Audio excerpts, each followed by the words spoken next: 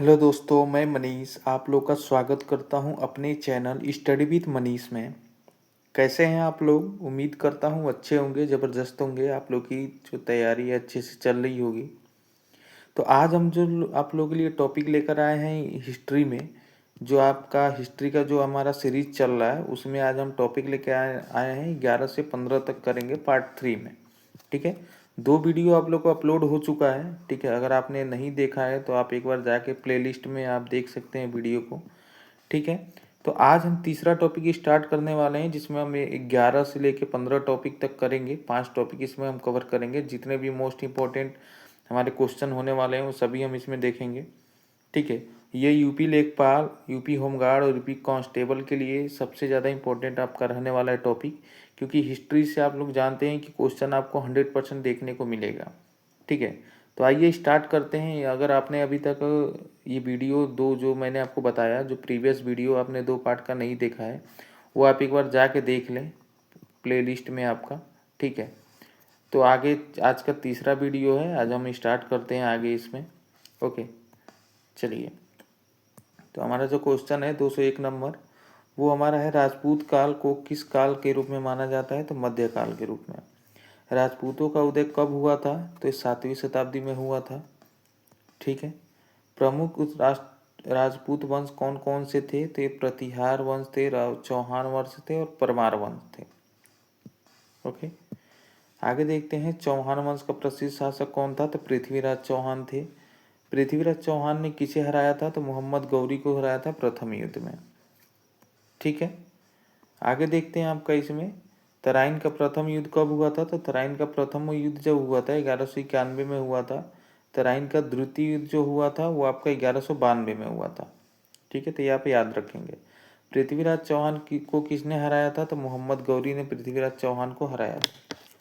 ठीक है, उसके बाद से देखते हैं हम आपका यहाँ पे प्रतिहार वंश का प्रमुख शासक कौन था? तो नागभट्ट था। और परमार वंश का प्रसिद्ध शासक कौन था? तो भोज था। ठीक है, तो ये आप याद रखेंगे कौन से वंश के कौन शासक थे। राजा भोज किस क्षेत्र से संबंधित थे? तो मालवा से संबंधित थे। राजपूतों का मुख्य व्यवसाय क्या था? तो युद्ध करना था। राजपूत समाज किस पर आधारित था? तो सामंतवाद पर आधारित था। ठीक है, उसके बाद आते हैं राजपूत काल में महिलाओं की स्थिति कैसी थी? तो सम्मानित थी। जौहर प्रथा किससे संबंधित है? तो राजपूत महिलाओं से संबंधित है, जिसे जौहर कहते हैं। राजपूतों की प्रमुख भाषा क्या थी? तो संस्कृत और पाली थी, आप याद रखेंगे। ठीक है, आगे देखते हैं आपका इसमें राजपूत काल में शिक्षा का केंद्र कहाँ पर था? तो मंदिर में था। चित्तौड़ किसके लिए प्रसिद्ध है? तो राजपूत वीरता के लिए प्रसिद्ध है चित्तौड़। राजपूत काल का पतन किस कारण हुआ था? तो आपसी संघर्ष के कारण हो गया था। और राजपूत का प्रमुख आदर्श क्या था? तो वीरता था। ओके, तो ये हमारा टॉपिक यहाँ पे कंप्लीट होता है। नेक्स्ट टॉपिक हमारा है मराठा साम्राज्य। इसको देखते हैं। मराठा साम्राज्य का संस्थापक कौन था? तो शिवाजी थे। शिवाजी का जन्म कब हुआ था? तो 1630 ईस्वी में हुआ था। ठीक है, शिवाजी का राज्याभिषेक कब हुआ था? तो 1674 ईस्वी में हुआ था। शिवाजी के गुरु कौन थे? तो ये रामदास थे। ये आप याद रखेंगे, शिवाजी के गुरु कौन थे? रामदास। शिवाजी की माता का क्या नाम था? तो जीजाबाई था। शिवाजी की राजधानी कहाँ थी? रायगढ़ थी। ठीक है, आगे देखते हैं आपका शिवाजी ने किस नीति को अपनाया? तो गुरिल्ला युद्ध को अपनाया था। शिवाजी का प्रशासनिक पद पेशवा क्या था? तो ये प्रधानमंत्री को पेशवा कहते थे। ठीक है, शिवाजी के बाद सबसे 230 शक्तिशाली पेशवा कौन था? ठीक है, ओके, तो ये बाजीराव प्रथम थे। जो सबसे शक्तिशाली पेशवा थे वो बाजीराव प्रथम थे। ठीक है, उसके बाद से आपका है यहाँ पे पानीपत का तीसरा युद्ध कब हुआ था? तो पानीपत का तीसरा युद्ध 1761 ईस्वी में हुआ था। और तीसरा पानीपत युद्ध किनके बीच हुआ था? तो मराठा बनाम अहमद शाह अब्दाली के बीच हुआ था। ये आप याद रखेंगे, पूछ देता है एग्जाम में आपका डायरेक्टली। उसके बाद हमारा आता है मराठा साम्राज्य का विस्तार किसने किया था? तो पेशवा ने किया था। चौथ और सरदेशमुखी क्या थे? तो ये कर थे। चौथ और सरदेशमुखी। मराठा सब शक्ति का पतन कब शुरू हुआ था? 1761 में। शिवाजी ने किस किले को जीता था? तो तोरड़ा जो किला था उसको शिवाजी ने जीता था। मराठों का प्रमुख क्षेत्र कौन सा था? तो महाराष्ट्र था। शिवाजी का राज्याभिषेक किसने कराया था? तो घाघा भट्ट ने कराया था। ठीक है, उसके बाद आते हैं मराठा प्रशासन में अष्टप्रधान क्या था। तो मराठा प्रशासन में जो अष्टप्रधान था उसे मंत्रिमंडल था। मराठों का मुख्य उद्देश्य क्या था। तो स्वराज्य था। मराठा साम्राज्य का अंत कब हुआ। तो 1818 ईस्वी में हो गया था। ठीक है, ये हमारा स्टडी विद मनीष के चैनल है। ठीक है, अगर आपने अभी तक चैनल को सब्सक्राइब नहीं किया तो एक बार चैनल को सब्सक्राइब कर लें, और अगर अभी तक वीडियो को शेयर नहीं किया तो एक बार वीडियो को शेयर भी कर दें। ठीक है, और अगर वीडियो आपको पसंद आ रही है तो आप एक बार वीडियो को लाइक भी कर सकते हैं। ठीक है, तो आप एक बार वीडियो को लाइक कर दें, शेयर कर दें अगर नहीं किया तो, और चैनल को एक बार सब्सक्राइब कर लें। ठीक है, तो आइए आगे देखते हैं। आपका विजयनगर जो साम्राज्य है उसको देखते हैं। तो विजयनगर साम्राज्य की स्थापना किसने की थी। तो हरिहर और बुक्का नाम के दो भाई थे जिन्होंने किया था।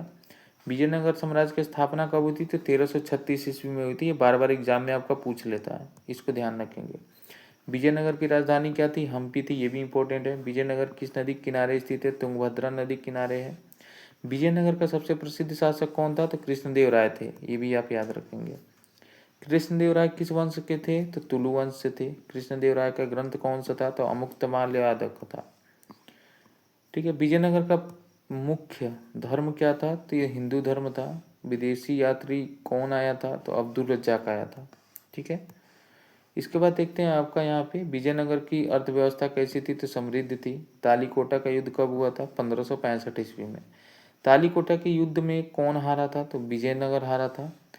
और विजयनगर का पतन कब हुआ। तो 1565 ईस्वी में विजयनगर का पतन हो गया था। ठीक है, आगे देखते हैं आपका विजयनगर में भूमि कर किस पर आधारित था। तो उपज पे था। विजयनगर का प्रमुख व्यापार क्या था। मसाले था। विजयनगर का प्रशासन कैसा था। केंद्रीकृत था। ठीक है, हम्पी आज कहाँ स्थित है। तो कर्नाटक में स्थित है। विजयनगर साम्राज्य कितने वंशों में बांटा था। तो 4 वंशों में। विजयनगर का मुख्य उद्देश्य क्या था। तो दक्षिण की रक्षा था। और विजयनगर काल में कला का विकास कैसा था। तो उच्च था। ठीक है, तो ये आप चीज़ें याद रखेंगे। विजयनगर से रिलेटेड क्वेश्चन आपको एग्जाम में देखने को मिलेगा मिलेगा।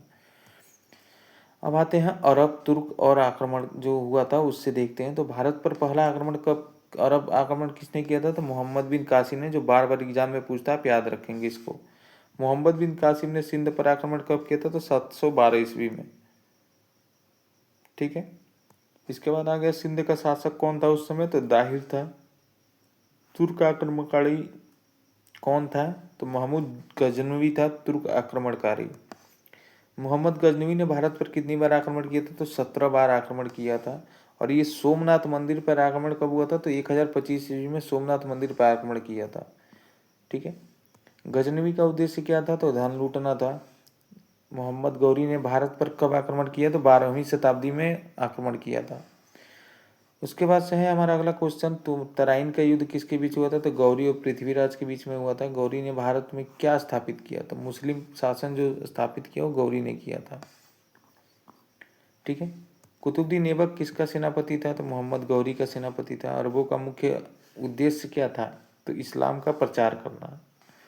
तुर्कों की सफलता का कारण क्या था। तो सैन्य शक्ति थी। गजनवी की राजधानी कहाँ थी। तो गजनी थी। ठीक है, गजनवी की राजधानी गजनी थी। गौरी की मृत्यु कब हुई थी। तो 1206 ईस्वी में उसकी मृत्यु हो गई थी। अब आते हैं आपका यहाँ पे गौरी के बाद सत्ता किसने संभाली। तो कुतुबुद्दीन ऐबक ने। अरबों ने किस क्षेत्र पर कब्जा किया था। तो सिंध पे किया था। ठीक है, तुर्क आक्रमण का प्रभाव क्या था। दिल्ली सल्तनत की स्थापना थी। और महमूद गजनी किस वंश का था। तो महमूद गजनवी जो था वो गजनवी वंश था। और अरब आक्रमण का परिणाम क्या हुआ। तो सांस्कृतिक संपर्क हुए। तो यहाँ पे हमारा ये टॉपिक कंप्लीट होता है। अब नेक्स्ट टॉपिक जो हमारा आता है वो दिल्ली सल्तनत रहेगा, जिससे हम जितना भी इंपॉर्टेंट क्वेश्चन है वो करने वाले हैं इस वीडियो में। ठीक है, तो दिल्ली सल्तनत से देखते हैं जो मोस्ट इंपॉर्टेंट आपके लिए टॉपिक रहने वाला है इस वीडियो में। ठीक है, तो आइए देखते हैं इससे रिलेटेड। दिल्ली सल्तनत की स्थापना किसने की थी। तो कुतुबुद्दीन ऐबक ने की थी। दिल्ली सल्तनत की स्थापना कब हुई थी। तो ये 1206 ईस्वी में हुई थी। ठीक है, गुलाम वंश की का संस्थापक कौन था। तो कुतुबुद्दीन ऐबक था। कुतुबुद्दीन ऐबक किसका गुलाम था। तो मोहम्मद गौरी का। ठीक है, उसके बाद आता है ऐबक की मृत्यु कब हुई थी। ओके, कुतुबुद्दीन ऐबक किसका गुलाम था। मोहम्मद गौरी। ऐबक की मृत्यु कब हुई थी। तो पोलो खेलते समय हो गई थी। ऐबक को किस नाम से जाना जाता है। तो लाख बख्श के नाम से जाना जाता है। ठीक है। उसके बाद आता है कि ऐबक ने कौन सी इमारत शुरू करवाई थी, तो कुतुब मीनार शुरू करवाई थी। कुब्बतुल इस्लाम मस्जिद किसने बनवाई, तो कुतुबुद्दीन ऐबक ने बनवाई थी। ठीक है। ऐबक की राजधानी कहाँ थी, तो लाहौर में थी। ऐबक के बाद शासक कौन बना, तो इल्तुतमिश बना था ऐबक के साथ। ठीक है। अब इल्तुतमिश और रजिया सुल्तान के बारे में देख लेते हैं। इल्तुतमिश किसका दामाद था, तो कुतुबुद्दीन ऐबक का। इल्तुतमिश किस वंश से संबंधित था, तो गुलाम वंश से। ठीक है।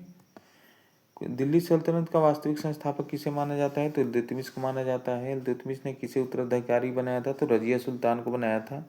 ओके। और दिल्ली की पहली महिला शासक कौन थी, तो रजिया सुल्तान थी, आप लोग जानते हैं। रजिया सुल्तान किसकी पुत्र थी, तो इल्तुतमिश की। ठीक है। आगे देखते हैं रजिया सुल्तान का शासक कब कब था, कब से कब तक था, 1236 से 1240 ईस्वी तक था। उसके बाद देखते हैं इल्तुतमिश ने कौन सी मुद्रा चलाई थी, तो टंका चलाई थी। इल्तुतमिश ने किस खलीफा से मान्यता प्राप्त की थी, बगदाद के खलीफा से जो थे मान्यता प्राप्त की थी। चालीसा यानी तुर्के चहलगानी किसने बनाई थी, तो इल्तुतमिश ने बनाई थी तुर्के चहलगानी। अब देख लेते हैं आपका खिलजी वंश। खिलजी वंश जो है, खिलजी वंश का संस्थापक कौन सा था, जलालुद्दीन खिलजी थे। अलाउद्दीन खिलजी किसका भतीजा था, तो जलालुद्दीन खिलजी का था। ठीक है। अलाउद्दीन खिलजी ने किसकी हत्या पर कर सत्ता प्राप्त की, तो जलालुद्दीन के। अलाउद्दीन खिलजी किस लिए प्रसिद्ध था, तो बाजार नियंत्रण के लिए प्रसिद्ध था। ठीक है। बाजार नियंत्रण नीति किसने लागू की थी, तो अलाउद्दीन खिलजी ने लागू की थी, ये आप याद रखेंगे। अलाउद्दीन खिलजी ने किस पर नियंत्रण किया था, तो कीमतें पर नियंत्रण किया था, क्योंकि उसने बाजार नियंत्रण कर लिया था, जिससे कीमतें उसने कम कर दिया था। अलाउद्दीन खिलजी का सेनापति कौन था, तो मलिक काफूर था। मलिक काफूर ने दक्षिण भारत में किसका विस्तार किया था, तो सल्तनत का किया था। ठीक है। खिलजी वंश का अंत किसने किया था, तो खिलजी वंश का जो अंत किया था गयासुद्दीन तुगलक ने किया था। और अलाउद्दीन खिलजी ने किस आक्रमण को रोका था, तो मंगोल को रोका था। ठीक है। अब आते हैं आपके इसमें नेक्स्ट जो हमारा है वह तुगलक वंश। ठीक है। तो तुगलक वंश से देख लेते हैं हम। मोहम्मद तुगलक वंश का संस्थापक कौन था, तो गयासुद्दीन तुगलक था। मोहम्मद बिन तुगलक किसका पुत्र था, तो गयासुद्दीन तुगलक का था। ठीक है। मोहम्मद बिन तुगलक किसके लिए प्रसिद्ध था, तो विचित्र योजनाओं के लिए प्रसिद्ध था। राजधानी परिवर्तन किसने किया, तो मोहम्मद बिन तुगलक ने राजधानी परिवर्तन किया था। राजधानी कहाँ से कहाँ ले गई, तो दिल्ली से दौलताबाद ले गया था। ठीक है। मोहम्मद बिन तुगलक ने कौन सी मुद्रा चलाई थी, तो टोकन मुद्रा जो चलाई थी वो मोहम्मद बिन तुगलक ने चलाई थी। ठीक है। अब आगे देखते हैं आपका यहाँ पे टोकन मुद्रा क्यों असफल हुई, तो नकली सिक्के जो थे उसके ज़्यादा हो गए थे, इसलिए वो असफल हो गई थी। फिरोज शाह तुगलक किसके लिए प्रसिद्ध था, तो नहर निर्माण कराया था इसने। फिरोज शाह तुगलक ने कौन सी कर हटाई, तो जजिया कर जो था वो हटा दिया था उसने, फिरोज शाह तुगलक ने। तुगलक वंश का पतन कब हुआ था, तो 1414 ईस्वी में तुगलक वंश का भी पतन हो गया। अब आपका स्टार्ट होता है सैयद वंश। तो सैयद वंश देख लेते हैं। सैयद वंश का संस्थापक कौन था, खिज्र खां था। सैयद वंश कब स्थापित हुआ था, 1414 ईस्वी में। सैयद वंश कितने समय तक चला, तो लगभग 37 वर्ष। सैयद वंश का अंतिम शासक कौन था, तो आलम शाह था। उसके बाद सैयद वंश के बाद कौन सा वंश आया, तो लोधी वंश आया। ठीक है। अब देखते हैं आपका लास्ट जो रहेगा लोधी वंश रहेगा, आज का ये टॉपिक रहेगा हमारा। लोधी वंश का स्थापक कौन था, तो बहलोल लोधी था। लोधी वंश किस जाति से संबंधित था, अफगान से था। इब्राहिम लोधी किसका पुत्र था, तो सिकंदर लोधी का पुत्र था। ठीक है। दिल्ली सल्तनत का अंतिम शासक कौन था, इब्राहिम लोधी था। पानीपत का प्रथम युद्ध कब हुआ था, 1526 ईस्वी में हुआ था। यहाँ पे हमारा जो टोटल कंप्लीट होता है, हमारा 1 से 15 तक टॉपिक कंप्लीट होता है। ठीक है। जो 11 से हमारा 15 तक का टॉपिक था वो पूरा का पूरा हमारा यहाँ कंप्लीट होता है। अगर आपने अभी तक वीडियो को देखा है और अगर आपको वीडियो पसंद आ रही है तो एक बार आप वीडियो को लाइक भी कर दें। ठीक है। और अगर चैनल को अभी तक आपने सब्सक्राइब नहीं किया है तो एक बार चैनल को सब्सक्राइब भी कर दें। ठीक है। ताकि आने वाला जो भी आपके लिए इम्पोर्टेंट रहेगा, आपके एग्ज़ाम के पॉइंट ऑफ व्यू से जो भी क्लास आने वाला है इम्पोर्टेंट रहेगा, उसका नोटिफिकेशन आपको चला जाएगा, जिससे आपका कोई भी क्लास मिस नहीं होगा। ठीक है। और ये आपका लास्ट टाइम बचा हुआ है जिसमें आप रिवीजन जितना ज़्यादा करेंगे उतना ही ज़्यादा आपके लिए सही रहेगा। ठीक है। क्योंकि आपका एग्ज़ाम में इस एग्ज़ाम से पहले जितना ज़्यादा रिवीजन किए रहेंगे, प्रैक्टिस किए रहेंगे, उसके लिए आपके लिए वही सबसे ज़्यादा इंपॉर्टेंट रहेगा, उस समय वही काम आने वाला है। ठीक है। और ये मैं आप लोगों के लिए कम टाइम में इसलिए आपको लिए वीडियो बना रहा हूँ क्योंकि आप लोग को रिवीजन करने में थोड़ा भी प्रॉब्लम ना हो। ठीक है। तो इसलिए आपका वन शॉट रिवीजन रह रहा है क्लास, आपको एक बार में आप 2 बार 3 बार 4 बार आप देख सकते हैं। ठीक है। तो यहाँ तक वीडियो देखने के लिए बहुत बहुत धन्यवाद। ठीक है, मिलते हैं अगले वीडियो में। जय हिंद, जय भारत, वंदे मातरम।